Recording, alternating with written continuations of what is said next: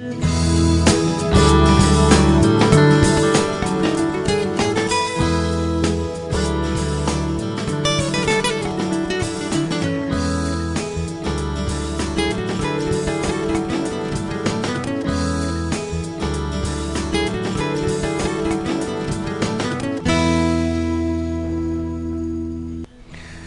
वालेकुम, खुश आमदीद, सुबह खैर तमाम देखने वालों को। प्रोग्राम है गुड मॉर्निंग कराची और मैं हूं आपका मेज़बान Mohammad Yasir. Programme good morning Karachi में नाज़रीन बात करते हैं अवामी मसाइल के हवाले से, सियासी नौइयत के मामलात पर गुफ्तगू होती है, समाजी मामलात कुछ प्रोग्राम में ज़ेर बहस आते हैं और इसके साथ साथ आपके सेहत के हवाले से जो मामलात हैं उस पर प्रोग्राम में गुफ्तगू की जाती है। आज वो सिलसिला भी प्रोग्राम में जारी रहेगा। प्रोग्राम के पहले हिस्से में कुछ बात होगी सियासी मामलात पर और कुछ ख़बरों के हवाले से। गुज़िश्ता रोज़ दहशतगर्दी का एक अफसोसनाक वाक़या पेशावर में पेश आया। रात गए तक इत्तलात मौसूल होती रहीं। मस्जिद में दौरान नमाज एक खुदकुश हमलावर ने, जो ख़बरों से और इत्तलात अभी तक जो मौसूल हुई हैं, बज़ाहिर ऐसा लगता है कि कोई खुदकुश हमला किया गया। बड़ी तादाद में नमाजी वहाँ मौजूद थे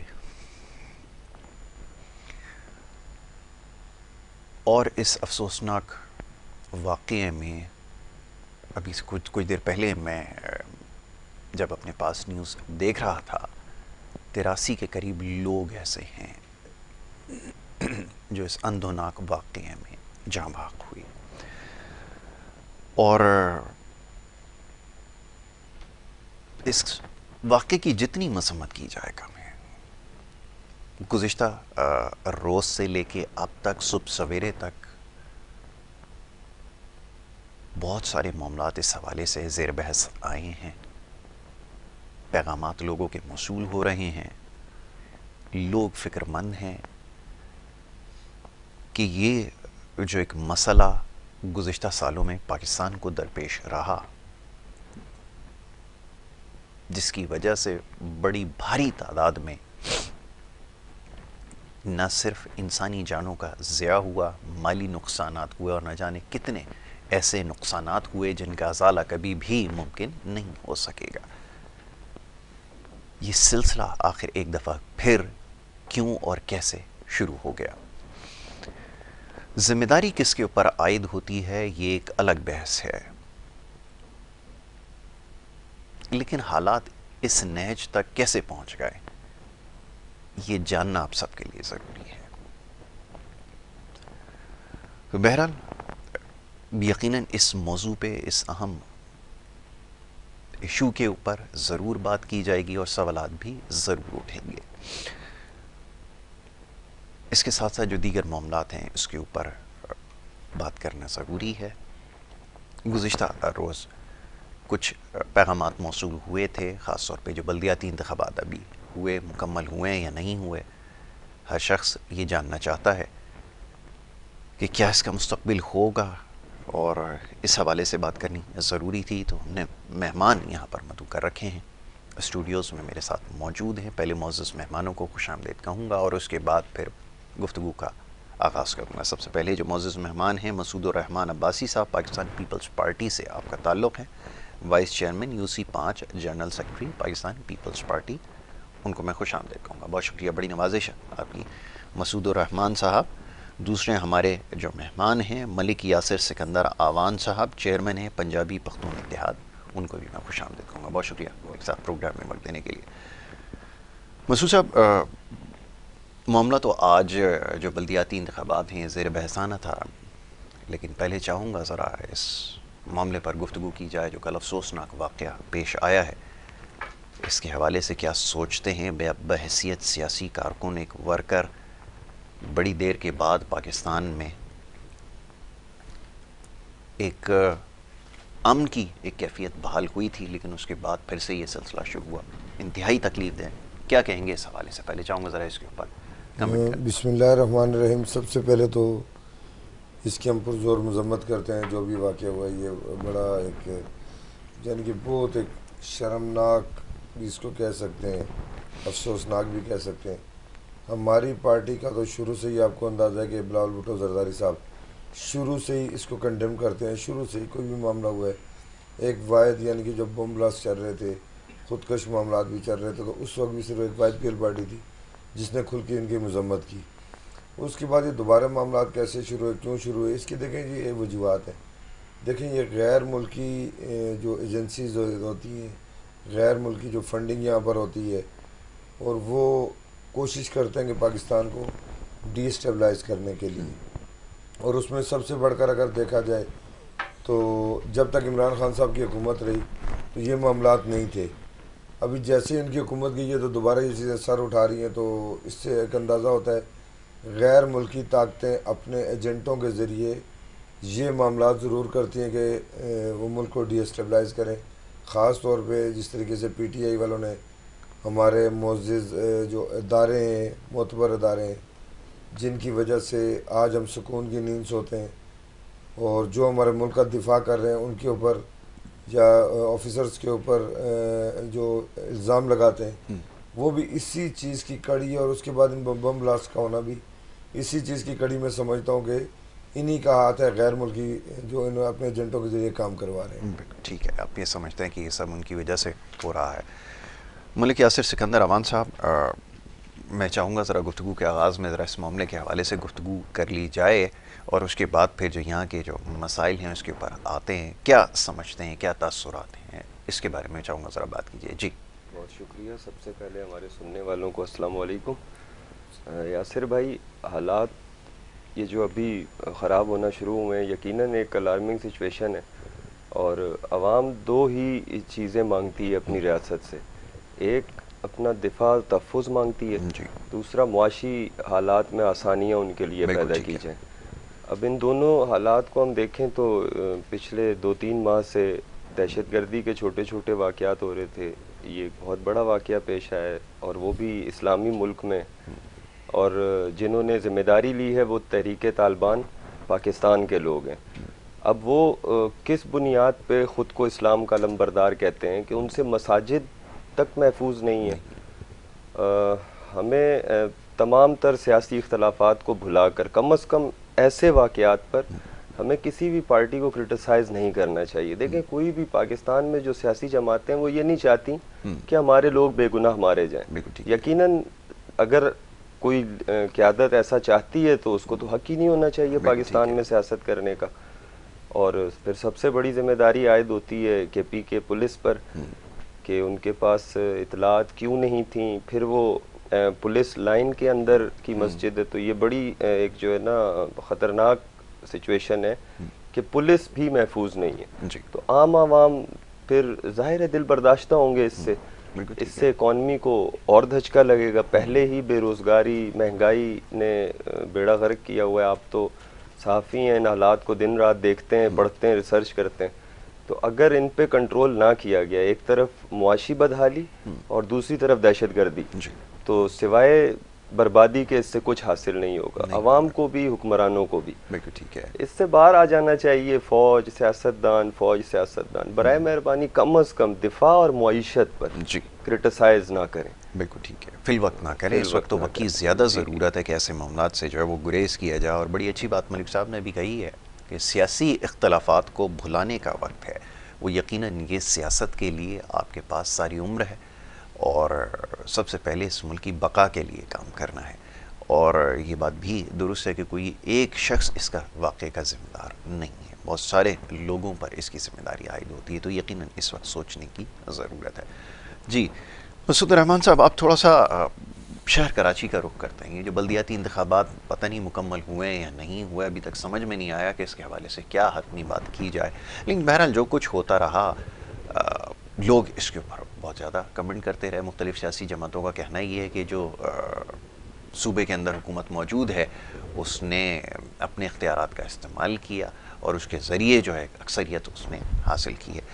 इस जो इल्ज़ाम है इसका दिफा कैसे करेंगे, क्या इसके बारे में कहना चाहेंगे? क्योंकि जहाँ पे वोटों की दोबारा से गिनती की जा रही है वहाँ सूरत हाल मुख्तलिफ और इतने ज़्यादा मामला पेचीदा हो गए हैं कि ये इंतज़ामी हवाले से यकीनन इलेक्शन कमीशन की ज़िम्मेदारी है शफाफ इंतखाबात कराना, लेकिन जो सूबे में मौजूद हुकूमत है उसकी कारकर्दगी पे बहुत सारे सवाल खड़े हुए। फरमाइए क्या कहेंगे?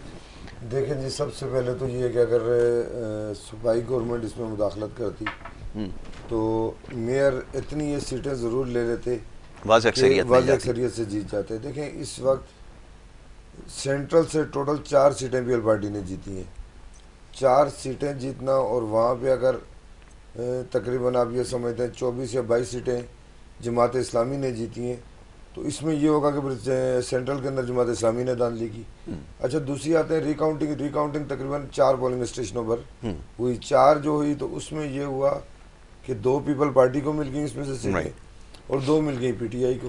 तो जमात इस्लामी जो शोर कर रही थी कि भाई इसको फौरी तौर पे रिकाउंटिंग की तरफ ले जाए, उन्होंने खुद कहा कि हम रिकाउंटिंग अब नहीं कराना चाहते, वो रिकाउंटिंग भी उन्होंने रुकवा दी। अब 11 तकरीबन सीटें बाकी हैं जिसपे कुछ फौतगियाँ हो गई थी, जो कैंडिडेट्स थे वो फौत हो गए थे। वहाँ पे आएंगे तो दोबारा उस पर वो जो इलेक्शन होंगे तो पता चल जाएगा। देखें फॉर्म सबके पास मौजूद हैं, उनके पोलिंग एजेंट बैठे हुए थे, सबके पास हैं, वो आए फॉर्म के मुताबिक बात करें। ठीक है। अगर कहीं पे धांधली हुई, जिस तरह परसों यहाँ प्रोग्राम में हम बैठे हुए थे उसमें मैंने उनको कहा था, मैंने कहा जी इलेक्शन कमीशन में साल लगे 6 महीने लगे उसको छोड़े, हमारे फॉर्म जाम तो ज़ाहिर है, चले आप कहते हैं हम मान लेते हैं हम जाली, आप अपने असली फॉर्म के साथ बैठे। अगर असली फॉर्म में आपको कोई हमारे वोट कम लगते हैं तो हम यहीं पे बैठ के इस्तीफा दे देंगे। ठीक है। हम तो ज़ाहिर खुली ऑफर कर रहे थे, लेकिन पीटीआई की देखें एक बात है, शुरू से ही इनकी सियासत सिर्फ इल्ज़ामात पर रही है। न्यायी साहब को देख लें, जब तक हुकूमत में थे बाजवा साहब के लिए अजीब मोतबर है, हमारे बाजवा साहब बहुत मोअज़्ज़िज़ है, हर चीज़ें थी। जैसे ही इनको हटा दिया गया इन्होंने रोना शुरू कर दिया, बाजवा साहब पे इल्ज़ामात, इदारों पे इल्ज़ामात। देखें बात यह कि इसमें कोई शक नहीं है कि हमें सबसे पहले मुल्क को देखना चाहिए, हमारा मुल्क है, उसके बाद अगर मुल्क होगा तो उसमें हम सियासत भी कर सकते हैं और बाकी मामलात भी कर सकते हैं।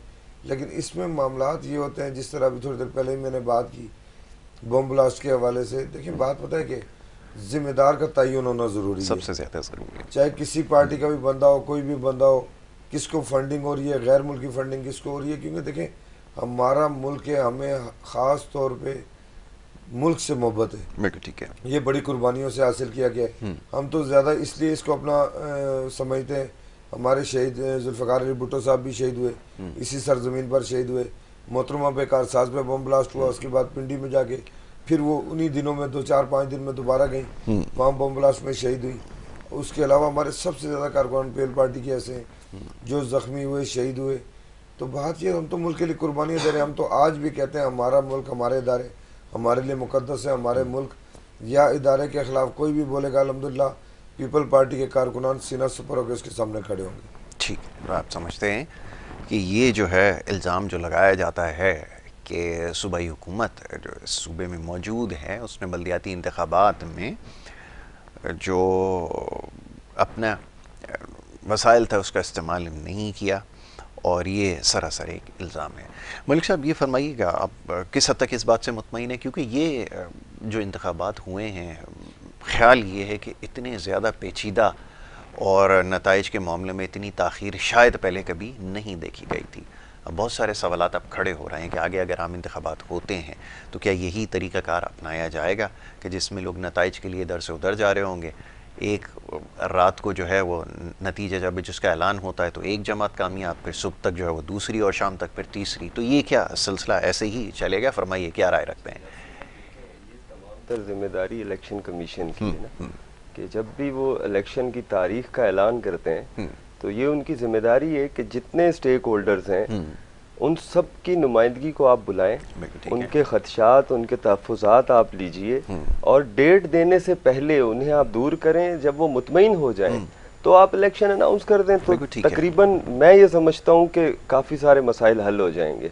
अब्बासी साहब को मैं मुबारक देता हूँ कि ये उस मसले से, गिनती और तमाम चीज़ों से निकल के माशाल्लाह फतेहयाब हुए। लेकिन जब तक इलेक्शन कमीशन संजीदगी से एक डिसिप्लिन्ड वे में सियासी जमातों को साथ लेकर उनके तहफ़्फ़ुज़ात, उनकी जो भी खदशात हैं उनको सामने रख कर हल करके हुकूमतें इलेक्शन कमीशन की बात ना माने, ये तो हो ही नहीं सकता। अब तो प्राइम मिनिस्टर को नाअहल कर देते हैं जी। तो अगर सियासी जमातों को एतमाद मिले तो मुझे काफ़ी हद तक ये यकीन है कि ये मसाइल ख़त्म हो जाएंगे। और सियासी पार्टियों को भी थोड़ा सा ना मैच्योर होना चाहिए। हारे हैं तो हार तस्लीम कीजिए, बिल्कुल ठीक है। ये नहीं कि जहां हम जीत जाएं वहां पर सब ठीक है, जहां हार जाएं वहां पर हम रौला डाल दें।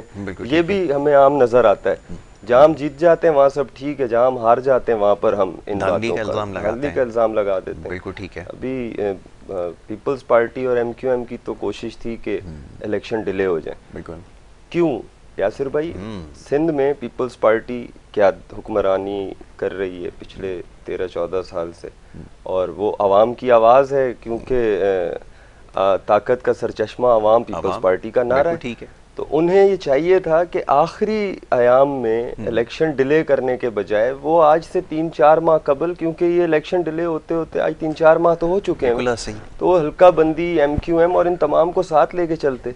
अभी MQM की ख्वाहिश ये है कि री इलेक्शन हो जाए, जमाते इस्लाम की ख्वाहिश ये है कि उनका मेयर आ जाए, पीपल्स पार्टी की ख्वाहिश ये है कि उनका मेयर आ जाए। इसी तरह एक दूसरे को खींचते रहेंगे तो मसाइल, कराची वैसे ही आप कराची के निकलते हैं देखते हैं बुरा हाल हुआ है कराची का ना। कराची को ज़रूरत है इस वक्त संजीदगी से कराची की तरक्की पे काम करने के लिए। बिल्कुल ठीक है। तो ये कैसे संजीदा होंगे, अब सवाल यही है आपसे, क्योंकि ये जिस तरह के मामलात सर उठा रहे हैं या सामने आए हैं, उससे बज़ाहिर लगता यही है, बड़ी माजरत, ये जो जितनी भी सियासी जमातें इस वक्त संजीदा नहीं हैं, ख़ास तौर पे जब मुल्क की मौशी सूरत हाल के हवाले से बात की जाती है, बड़े हैरान हैं लोग कि इस कदर पेचीदा हालात हों और एक दूसरे के ऊपर जिस तरह की इल्ज़ाम तराशी हो रही है। आप देखिए गुज़िश्ता दिनों, अब यहाँ पे नुमाइंदगी नहीं है पाकिस्तान तहरीक इंसाफ की, लेकिन जिस तरह के बयानात इमरान खान साहब ने लगाए हैं एक सियासी जमात के सरबराह के ऊपर, क्या ये ज़ेब देता है? और इस तरह की बातें, गुमराहकुन बयानात जो एक तवील अरसे से चले आ रहे हैं, ये क्या मुल्क की सियासत किस तरफ लेकर जा रहे हैं? क्या ये जो लीडरान हैं इनके ऊपर जिम्मेदारी आयद नहीं होती कि लोगों को जो है उनकी तरबियत साजी करें, जहन साजी करें, ना कि ये कि खुद इख्तिदार के लिए उसूल इख्तिदार के लिए इनके दिमाग में कुछ भी फीड करते रहें? फरमाइए। देखिए, सियासी जमात के लीडर तो वो हैं, एक्स प्राइम मिनिस्टर है ना, जी जी, मतलब आला मनसब पे वो रह कर हटें,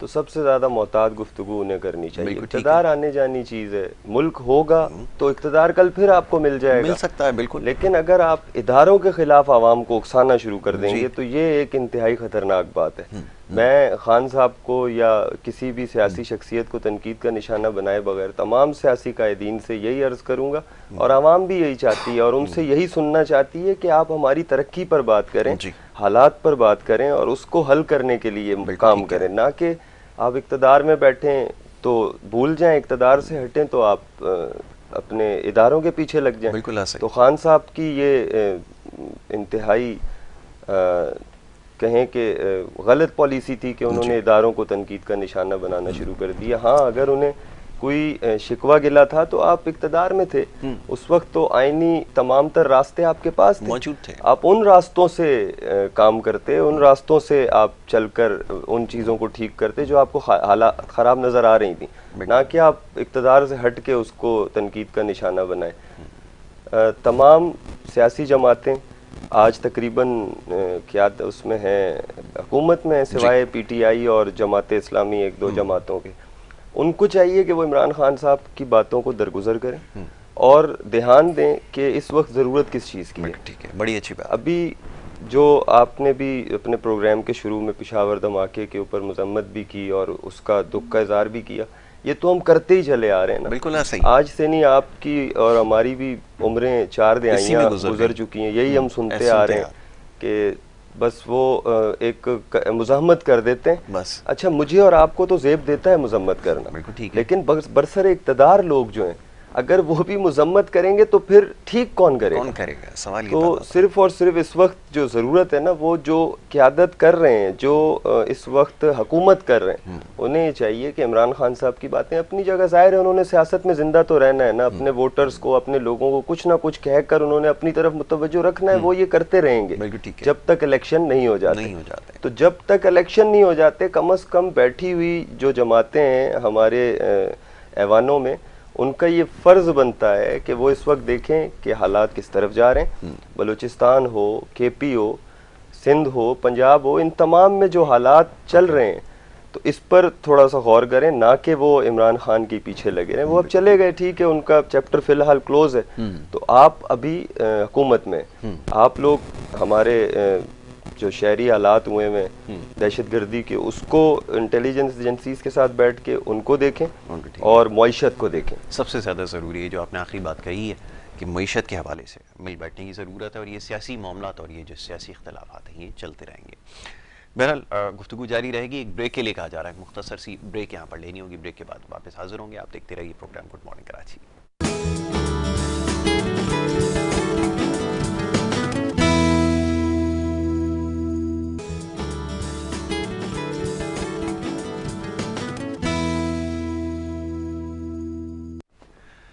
प्रोग्राम में आपको एक दफ़ा फिर खुशामदीद कहेंगे। ब्रेक पे जाने से पहले गुफ्तगू का सिलसिला जारी था। मौजूद मेहमान तशरीफ़ फरमाए, बात हो रही थी मुल्क की सियासी सूरत हाल के हवाले से, और उसके साथ साथ शहर कराची के अंदर मसाइल है इसके ऊपर बात हो रही थी। सियासी मामलात हैं ज़ेर बहस आए हैं, मज़ीद कुछ मामलात हैं जिसके ऊपर गुफ्तगू होना अभी बाकी है।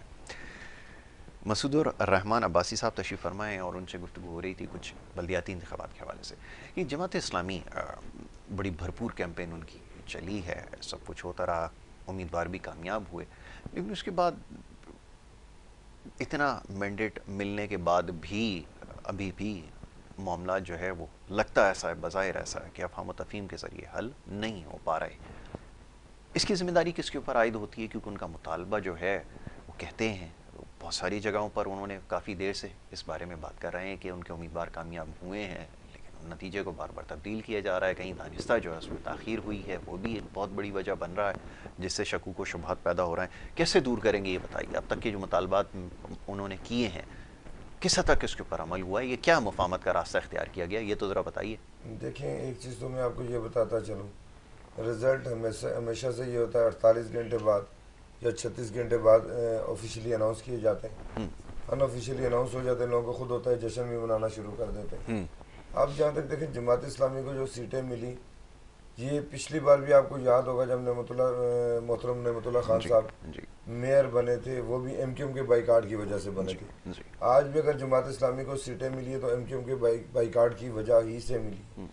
गो कि सीटें इनकी प्योर पार्टी से ज़्यादा नहीं है, लेकिन 86 सीटें हैं जो इनकी, इसमें भी अगर एमक्यूएम खड़ी होती ना करते हुए 30-40 सीटें एमक्यूएम ले जाती तो इनकी काफ़ी हद तक अक्सरियत में कमी आ जाती और फिर ज़्यादा शोर शराबा होता कि भाई धांधली हो गई। देखिए कुछ होता है। अब मसला ये है कि जमात इस्लामी को तो मैं ज़्यादा इस चीज़ में नहीं कहूँगा, लेकिन ये है कि मैं एक सीधी सी बात करूँगा, हर वो जमात, ये इलेक्शन कमीशन को ही करना चाहिए, एक बिल पास होना चाहिए, जो जमातें ज़कात फितरा चंदा लेती हैं उनको इलेक्शन कैंपेन से दूर करना चाहिए।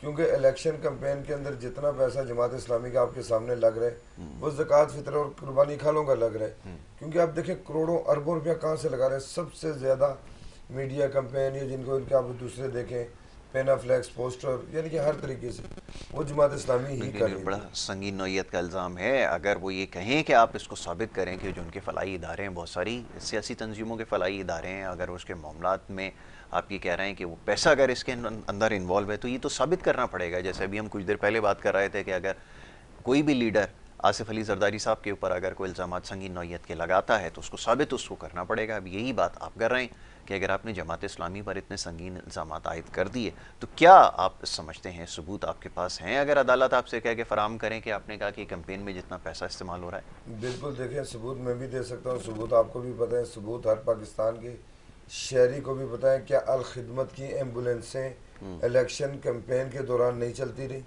मेरे पास मौजूद है, मैं दिखा सकता हूँ। ठीक है, हर अल खिदमत क्या है? अल खिदमत एक फिलाई इदारा है, एक अच्छा इदारा है, उसको हम नहीं करते, लेकिन उसको जो मिस यूज़ करना, जिस तरीके से देखें पीटीआई वाले अपने शौकत खानम को इस्तेमाल करते हैं, इसी तरीके से अल खिदमत की गाड़ियाँ हर हमारी यूसी के अंदर मौजूद थी, हमारे पास पिक्चर मौजूद है। आप अगर लें जाए, अवाम भी उसमें भरपूर तरीके से गवाही दे सकती है कि हाँ ये चीज़ है। अब देखिए फिलहाल इदारे, इनको मैं वैसे भी कहता हूँ कि सियासत से इनको दूर होना चाहिए। ठीक है, उसको बिल्कुल सियासत से हटा के, ज़ाहिर एक फिलहाल इदारा है, अब ज़ाहिर है हो सकता है मैं भी चंदा देता हूँ, आप भी देते हूँ। अब जब ये मामलात आ जाते हैं, तो फिर बंदे को काफ़ी चीज़ों सोचना पड़ता है। अब शौकत खानम के हवाले से हमने भी चंदे किए, हमने भी पर्चियाँ आई थी, हम भी वो लोगों से लेते रहे ताकि यार एक कैंसर का हॉस्पिटल बन रहा है, लेकिन हमें नहीं पता था कि ये जो हम पैसे लोगों के ज़कात फितरे और चंदे लेकर दे रहे हैं, कल यहाँ पर इतना महंगा इलाज हो जाएगा कि गरीब की पहुँच से दूर हो जाएगा।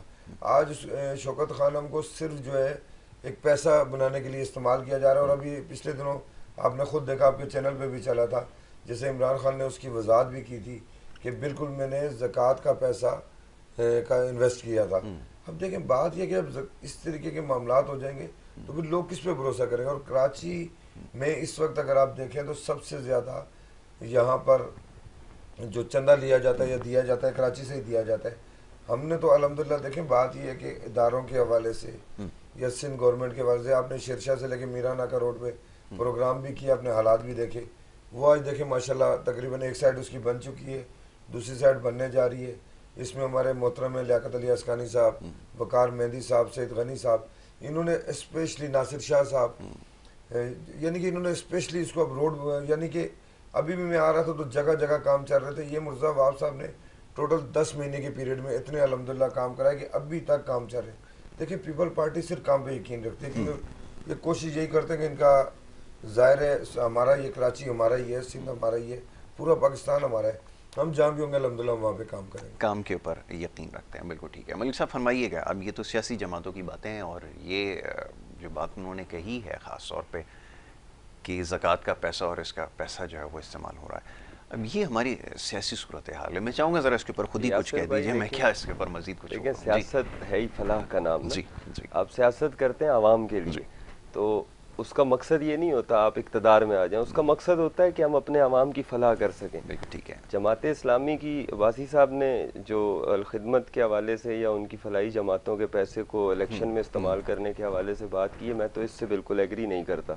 जमात इस्लामी से मेरा कोई ताल्लुक नहीं है, ना ही मेरा कोई सियासी अलायंस है उनसे। लेकिन अगर वो इक़्तिदार में नहीं है और वो अपने ही लोगों से या कराची वालों से, पाकिस्तान वालों से चंदा कलेक्ट करते हैं और उसको आवाम की फलाह पे लगाते हैं, तो ये एक अच्छी चीज़ है, उसको हम क्रिटिसाइज ना करें। और पीपल्स पार्टी अपनी जगह काम करती है, इसमें कोई शुबा नहीं है। जमात इस्लामी ने मेहनत बहुत की है, कराची के अंदर नईमुर रहमान साहब ने कैंपेन भी बहुत चलाई, उससे पहले नेमतुल्लाह खान का कराची के लिए काम मौजूद है। तो कराची के अवाम चाहे पीपल्स पार्टी आए मेयर या जमात इस्लामी का मेयर आए, कराची के अवाम, मैं ख़ुद कराची से ताल्लुक़ है मेरा, तो हमारी तो ख्वाहिश ये है कि जो भी आप में से आए वो काम करे। पानी, सड़कें, सेवरेज, हर चीज़ तबाह है।